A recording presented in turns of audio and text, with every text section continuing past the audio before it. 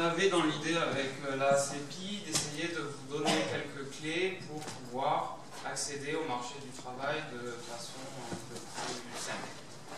Donc aujourd'hui, je vais vous parler de vos points forts que vous avez tous, pas forcément les mêmes. Donc justement, comment connaître ces points forts, comment savoir quels sont nos points forts et surtout comment en jouer et les mettre en avant. Donc d'abord, il faut se mettre à la place de l'entreprise et savoir ce que recherche une entreprise. Quelle réponse vous allez pouvoir apporter à son besoin. Pour ça, lorsqu'ils publient des offres d'emploi, en général, ils vous mettent nous recherchons un ingénieur ou un juriste diplômé du CEPI avec tel M2, avec 2 ans, 3 ans d'expérience et des milliards de qualités. Donc honnêtement, ça n'existe pas. On ne le trouve jamais. Le but étant quand même d'essayer de s'en inspirer et de s'en rapprocher. Donc, partant de là, de tout ce qu'ils demandent, demandez-vous qu'est-ce que vous pouvez apporter et en quoi vous pouvez répondre aux problèmes qu'ils rencontrent. Demandez-vous aussi quels sont vos points forts par rapport au milieu où on est. Donc, vous voyez, on est dans le milieu de la propriété intellectuelle, dans un milieu juridique, un milieu qui est quand même assez rigide, assez codifié. Aujourd'hui, la plupart, vous êtes en costume cravate. Voilà. Donc, allez par exemple dans une entreprise qui fait une entreprise de jeux vidéo ou quoi que ce soit, vous verrez que la population n'est pas du tout la même. Donc, à vous aussi d'essayer de vous mettre au diapason et de ne pas essayer de vous vendre sur des points qui n'intéressera pas l'entreprise. Savoir que vous êtes très extraverti et que vous êtes capable de vendre une voiture à quelqu'un qui n'a pas le permis, ça ne nous intéressera peut-être pas. Ensuite, essayez de vous connaître vous, de savoir ce que vous voulez, dans le sens, qu'est-ce que vous voulez faire, quel type de poste vous voulez, et quelles sont les qualités nécessaires à ce poste et ce que vous imaginez qui correspond à ce que vous allez faire. Alors, pour trouver tout ça, vous allez vous baser sur vos expériences professionnelles. Donc, vos expériences professionnelles, à notre âge, elles ne sont pas énormes. C'est-à-dire, clairement, la plupart, on sort d'études, on a fait un stage qui a duré 4 mois, 6 mois. On n'a pas énormément de choses à vendre. En 4 mois, 6 mois, c'est difficile d'être autonome. C'est difficile qu'on nous confie des missions au long cours parce qu'évidemment, on nous dit oui, peut-être qu'on vous embauchera, mais s'il y a des crédits, si c'est possible. Mais au final, en 6 mois, on a le temps de rien faire. On apprend énormément, mais pas encore assez pour peut-être correspondre aux attentes de l'entreprise. Servez-vous aussi de vos expériences personnelles. On est tous différents là-dessus. Certaines personnes auront traversé des épreuves dans la vie qui leur ont servi, qui pourront construire là-dessus. C'est une façon aussi de se démarquer des autres. Et enfin, une dernière façon de trouver aussi des points forts, c'est de demander autour de soi. Les gens ont un avis de vous, une impression sur vous qui ne sera peut-être pas la même que ce que vous imaginez. Je veux dire, peut-être que des binômes de TD, de TP, des binômes en cours, enfin des travaux de groupe, peut-être qu'une personne va vous dire, moi j'ai trouvé par exemple qu'à l'oral tu avais un effet apaisant. Je veux dire, tu nous as calmés, tu nous as drivés, tu nous as empêchés de partir dans tous les sens, tu as fait preuve de leadership, on a décidé d'écouter tes avis, tes conseils, et au final quand il y avait 2 possibilités, tu as réussi à nous convaincre d'utiliser ta vision des choses. Ça, c'est quelque chose que vous pouvez mettre en avant. Alors, pour revenir sur les points forts, je vais essayer de différencier 2 choses, qui sont les acquis et l'expérience. Un acquis, c'est quelque chose que vous avez en vous et qui vous servira tout le temps. Il y a des gens qui sont réactifs. On peut leur demander quelque chose, ils sont capables d'arrêter le dossier ou qu'ils sont en train d'étudier pour passer à autre chose directement. Il y a des gens qui sont très synthétiques, ils vont réussir à synthétiser un rapport de recherche, ils vont réussir à synthétiser des conclusions du TGI de façon assez rapide. D'autres personnes n'y arriveront pas. Je veux dire, par exemple, on a reçu des lettres de motivation de personnes nous disant voilà, je suis quelqu'un de très cartésien, très carré, factuel et synthétique. Il m'a expliqué ça avec une phrase qui faisait 10 lignes. C'est marrant, mais ça arrive. Donc c'est quand même une belle façon de se griller dès le départ. Ensuite, il y a l'expérience. Donc l'expérience, c'est tout ce que vous avez fait dans votre vie personnelle ou professionnelle, un acte qui a eu un début et une fin. Ça, c'est des choses, votre expérience va grandir, vos acquis aussi, et l'un sera nécessaire, les acquis seront nécessaires à acquérir de l'expérience. Donc l'important va être d'identifier ces acquis et de les valoriser. Tout ça pour permettre évidemment d'être la personne choisie lorsqu'on passera un entretien d'embauche ou sur une lettre de motivation pour être sélectionné.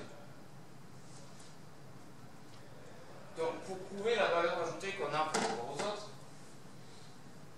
je suis parti du principe qu'il est intéressant de lister tout ce qu'on a accompli déjà dans notre vie, que ce soit personnel. Là, je suis parti sur le professionnel, mais ça marche aussi pour le personnel. De lister toutes ces missions. Voilà. Donc, on m'a confié telle tâche, telle tâche, telle tâche. Qu'est-ce que j'ai fait pour les réaliser? Par exemple, pour un exemple personnel, lors de mon stage dans un laboratoire pharmaceutique, j'ai réalisé un tableau qui récapitulait l'ensemble des molécules qui tombaient dans le domaine public dans les 20 ans à venir. On m'a demandé de réfléchir sur les certificats complémentaires de protection, sur les AMM, et de faire un tableau récapitulant la date à partir de laquelle nous, laboratoire génériqueur, nous pourrions lancer notre produit. Alors, à cette époque-là, j'avais même pas fait le CEPI, j'avais fait un Master 2 propriété intellectuelle.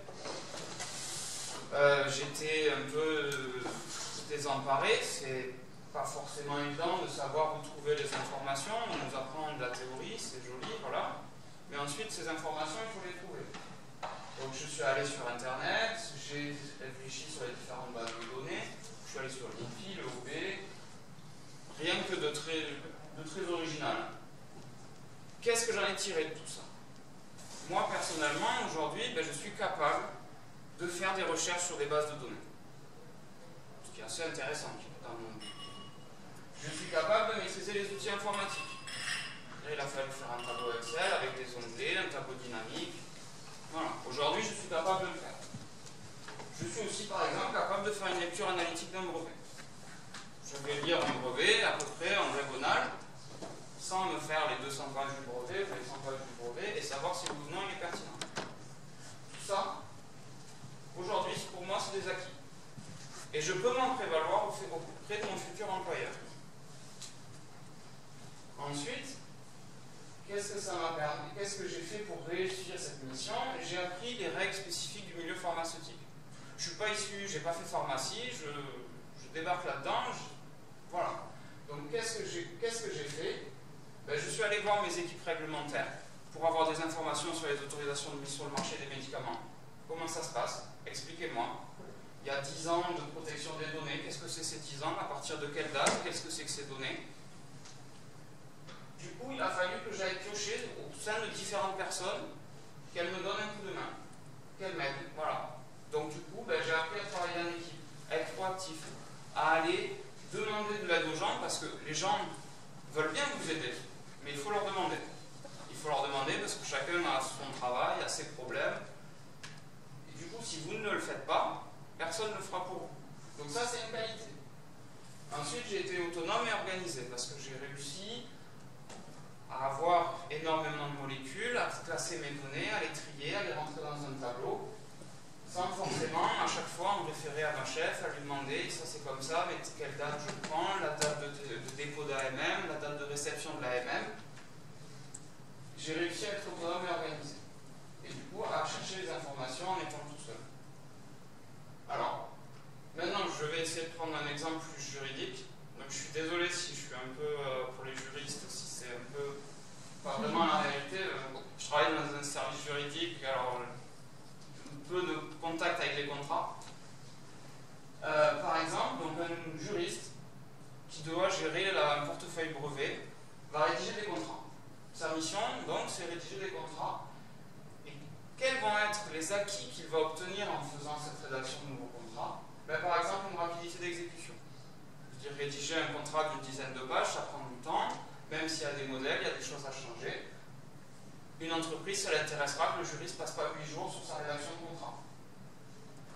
Le fait qu'il soit synthétique, le juriste va récupérer des informations, par exemple de différentes équipes, du business, du packaging, ce genre de choses. C'est important qu'il arrive à récupérer toutes ces informations et en faire quelque chose de clair. Ensuite, le juriste va être amené peut-être à négocier ses contrats, à aller négocier des prix, sauf qu'il ne peut pas le faire tout seul. Il va devoir aller voir les équipes business pour savoir quel prix il peut mettre. Et évidemment, tout ça, c'est de la négociation. Donc, envoi d'un premier draft de contrat, réception d'une deuxième draft de contrat, et ainsi de suite. Une fois qu'il y a réception de ces drafts, il va falloir les analyser. Qu'est-ce qui est acceptable, qu'est-ce qui ne l'est pas? Mobiliser les équipes, encore une fois. Aller demander de l'aide quand on a besoin, récupérer des informations. Par exemple, pour des contrats qui impliquent des brevets. C'est-à-dire, un juriste, une rédaction de brevet, enfin, les droits qui découlent de ces brevets, ça ne coule pas forcément de source. Donc, n'hésitez pas à aller demander à un ingénieur de brevet son avis, ce genre de choses. Il vous répondra souvent, je ne peux rien dire. Et c'est important au final d'arriver à persuader la partie, je ne vais pas dire adverse, mais le co-contractant. Tout ça, vous avez obtenu tous ces acquis grâce à cette mission. Donc, vous pouvez vous en prévaloir. Des créations de fiches de signature. Je ne sais pas si tout le monde a des assistantes qui gèrent tout ça, mais chez nous, de temps en temps, les juristes, quand un contrat reste bloqué sur un bureau un peu trop longtemps, est obligé d'aller voir la personne et lui demander de signer le contrat. Et ce n'est pas toujours évident. Donc là aussi, vous avez appris à être organisé, à être tenace. Les expériences plus personnelles. Malgré 6 mois de stage, vous avez d'autres choses à vous prévaloir. Et ça peut être du babysitting. Qu'est-ce que ça implique de faire du babysitting? Que vous êtes une personne de confiance, parce que mine de rien, c'est pas rien de laisser son enfant à quelqu'un que vous ne connaissez pas forcément très bien. Que vous êtes autonome, parce que vous êtes tout seul à gérer. Que vous avez une capacité d'adaptation face à l'imprévu, parce que ça ne se passe pas toujours bien. Et tout ça, c'est des choses qu'un recruteur va chercher. Parce que ça montre, moi je préfère avoir travaillé avec quelqu'un d'autonome, sans avoir à lui dire tous les jours ce qu'il doit faire. Il a ses missions, il a son travail, la seule chose qui m'importe, c'est le résultat. Même s'il a fait que du babysitting, pourquoi pas? Serveur, c'est pareil. Je veux dire, c'est quelque chose qui, comme ça, au premier abord, paraît pas extraordinaire en tant que pour un juriste ou quoi que ce soit. Mais il y a toujours moyen de montrer sous un bon aspect. Ça fait quelqu'un de vous, ça fait de vous quelqu'un de réactif, de motivé. Si vous avez fait serveur pour gagner de l'argent, ça montre que vous en voulez, que vous souhaitez être indépendant. Ça aussi, c'est une bonne chose. Et vous n'avez pas passé 2 mois l'été à rien faire. Si vous avez été sportif, alors, j'aurais voulu rajouter de haut niveau, mais toujours, ça dépend comment on le vend. Ça montre que vous êtes un compétiteur dans l'âme, ça montre que vous êtes passionné, que vous avez des passions, que vous ne vivez pas que pour votre travail, et ça aussi c'est plutôt intéressant pour une entreprise, que vous aimez l'effort, et qui sait, peut-être qu'un jour votre travail deviendra votre passion. Même les voyages. À moins d'être parti seulement en all inclusive à Punta Cana ou à Cancun, vous pouvez aussi le vendre. Ça montre que vous êtes curieux, que vous vous intéressez à l'autre, vous avez vu beaucoup plus de choses que certaines personnes qui sont restées chez eux. Ça montre que vous êtes ouvert. Ça montre aussi que vous êtes altruiste peut-être. Vous avez passé 2 semaines dans un pays en voie de développement à essayer de construire un puits ou ce genre de choses. Ça se fait beaucoup aujourd'hui. Et ça, c'est vraiment quelque chose à ne pas négliger. Le but de tout ça, donc on l'a déjà dit, c'est se démarquer des autres. Vous êtes tous différents. Vous avez peut-être fait les mêmes études, à plus ou moins une unité d'enseignement différente. Vous avez peut-être tous fait le CEPI. C'est pas là-dessus que vous allez marquer forcément énormément de points. peut être aussi intéressant, c'est d'avoir les idées claires sur tout ce que vous avez fait. Une fois que vous avez fait une rétrospective de tout ce que vous avez traversé, que ce soit professionnel ou personnel, vous ne pourrez plus être bloqué le jour de l'entretien ou en discutant avec un recruteur sur quels sont mes points forts, quelles sont mes qualités et mes défauts. Parce que les qualités et défauts, honnêtement, on peut tous citer 3 qualités, 3 défauts, mais on sait que ça ne reflète pas vraiment la réalité. Alors que là, justement, ce travail-là vous permet de vous connaître, vous permet de donner des éléments concrets à la personne en face de vous et de justifier vos ambitions. Vous voulez un poste, c'est très bien. Après, si par exemple vous voulez 50 000 € ou 60 000 € par an, ben, le fait de vous baser sur tout ce que vous avez déjà fait avant, oui, c'est difficile au départ, mais ça vous permettra de justifier ce que vous pouvez, à ce à quoi vous pouvez prétendre. Moi, je veux tel poste. Alors peut-être, oui, j'ai pas une expérience de manager de 10 ans, mais j'ai déjà managé des gens. C'était pas le même contexte, mais je l'ai déjà fait. Si je peux me permettre, si quelqu'un entraîne une équipe de sport, basket, hand, volley, n'importe quoi, c'est une expérience de management qu'il faut absolument valoriser.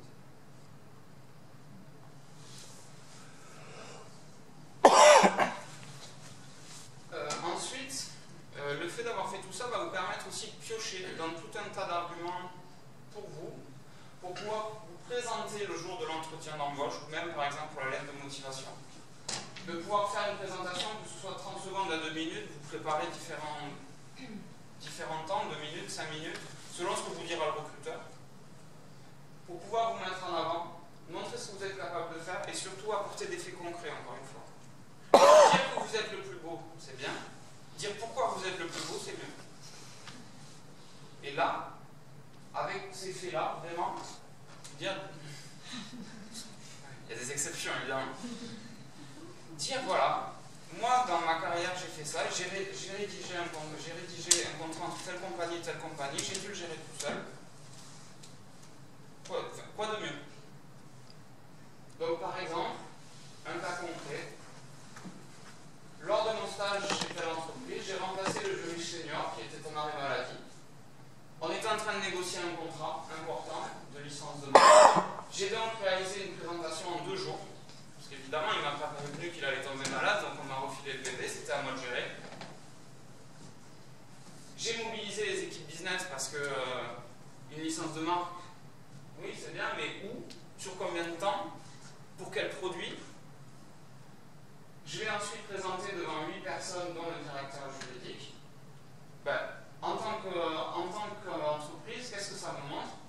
Ça me montre que vous êtes capable de faire face à quelque chose d'inattendu et que vous n'allez pas vous écrouler. Ça me montre que vous êtes capable de faire une présentation devant plusieurs personnes, dont un directeur juridique, ce qui n'est pas forcément rien. Vous êtes capable de résister à la pression, vous êtes capable de travailler vite. Je ne sais pas s'ils ont signé, mais voilà. Et pour une expérience un peu plus personnelle, donc voilà, donc j'ai travaillé comme animateur enfant, j'ai amélioré mon côté relationnel, notamment au contact de parents stressés et inquiets. Vous avez réussi à les rassurer. Ça peut toujours être dans une négo, ça peut toujours être un bon point. Même quand vous travaillez avec vos entreprises, avec vos équipes, pardon, vous gardez la pression pour vous.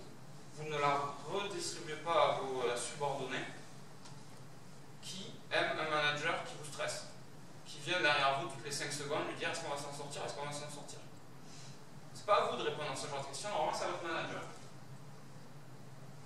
Je me suis aussi amélioré sur mon côté gestion du projet, car j'ai réalisé des plannings d'activité sur 2 mois pour occuper les enfants, pour leur faire apprendre de nouveaux jeux avec un côté pédagogique. J'ai anticipé les besoins de matériel et de temps. Qu'est-ce que j'ai besoin sur mes 2 mois? Ça paraît rien comme ça, mais encore une fois, pour une entreprise, c'est peut-être quelque chose qui fera la différence. Et ça pourra peut-être, par exemple, contrebalancer le fait que vous ayez un TOEIC extraordinaire, ou un niveau d'anglais pas extraordinaire, ou le fait que vous n'ayez pas fait tel enseignement. Au final, il faut se dire que dans une entreprise, tout peut s'apprendre, tout s'apprend, mais ce qui l'intéresse, c'est que vous soyez le plus rapidement possible prêt à travailler, et que vous ne soyez pas un boulet, et qu'on ne vous traîne pas à devoir vous apprendre de A à Z, tout ce que... Voilà, moi j'ai un nouveau, il m'agace, je veux dire, il vient me voir toutes les 30 secondes, il n'ose rien faire, il me demande ma permission pour tout faire. Non, ça ne nous intéresse pas. Un manager a autre chose à faire, un responsable de service a autre chose à faire. Donc ce qui est intéressant pour l'entreprise, c'est que vous soyez prêt le plus tôt possible. Des derniers conseils, donc restez cohérent avec votre parcours et votre expérience. Ça c'est important parce que de toute façon, quand vous signez un contrat, il y a toujours une période d'essai. Et on voit vite si oui ou non vous avez pipoté un entretien. Donc pas de surenchère ni de mensonge, parce que alors ça c'est encore pire. Et je dirais encore plus dans le milieu de la pays, qui est tout petit. Donc, ce serait dommage de se griller en début de carrière. Donc encore une fois, ne pas négliger ses expériences personnelles. C'est pas parce que vous estimez que c'est pas intéressant ou que c'est pas pertinent qu'un recruteur pensera la même chose. Et encore une fois, toujours se mettre à la place du recruteur pour identifier ce qui l'intéresse. Ça, c'est surtout valable pour les lettres de motivation. On a reçu beaucoup de lettres de motivation de personnes qui nous expliquent qui sont les meilleurs, qui savent faire plein de choses. Mais au final, moi, en tant qu'entreprise, qu'est-ce que ça m'apporte? J'ai besoin de quelqu'un, mais vous avez l'air extraordinaire, mais en quoi vous pouvez m'aider? C'est pas à moi de faire c'est pas au recruteur de faire la démarche, d'aller chercher ce que vous allez pouvoir lui apporter dans votre CV, mais c'est à vous directement de lui dire. Merci beaucoup.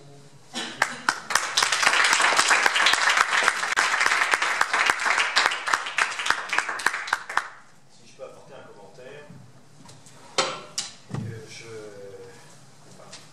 caricaturant la chose, quand vous sortez de votre formation, vous avez tous le même CV. Parce que vous sortez de formation. Alors la formation, il y a une unité de valeur qui change, machin, etc. Mais de toute façon, entre la formation et la vraie vie, il y a une telle différence que dire j'ai ce master-là ou ce master-là, ça ne change pas grand-chose. Vous avez tous le même CV. Et donc ce qui va faire qu'il y en a un qui va être embauché à la place de l'autre, exactement comme vient de le dire Adrien, c'est une capacité à vous démarquer. Et comme vous êtes en début de carrière, ce n'est pas sur l'expérience professionnelle que vous allez le faire. Donc je vous invite à entendre ce qu'il vient de vous dire de façon très